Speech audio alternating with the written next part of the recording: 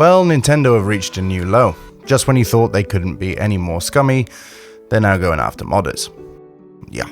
Now, many of us know the ongoing lawsuit and patent filings between Nintendo against Palworld's developer Pocket Pair that started back in 2024, claiming Palworld's use of certain game mechanics relating to capturing and fighting creatures was an act of patent infringement. Well, Nintendo have since been granted patents for such mechanics, which is troubling at the least, but now Nintendo have decided to go much further than that, which includes targeting mod developers. How?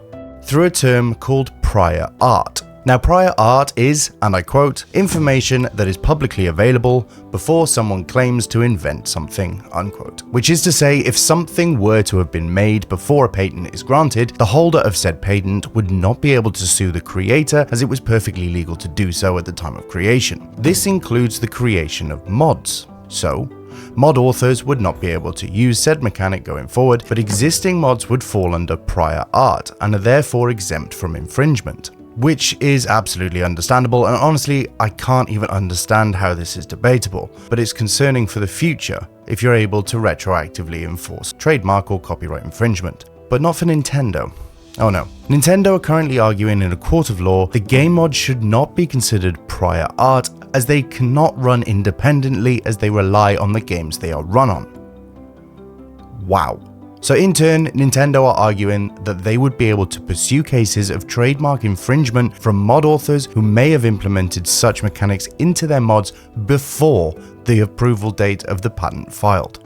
Now, I've taken a look at the details of the patents filed by Nintendo, along with researched the legal aspects from qualified lawyers, and it's incredibly exhausting to say at the least, and it's deliberately convoluted, but the specifics are not the focus in this case, and it might be more the overall intentions Nintendo are working towards, and that's probably more concerning. Not only is a company the size of Nintendo aiming to target other game developers to profit off of, they now want to shut down mod authors, and modders alike too.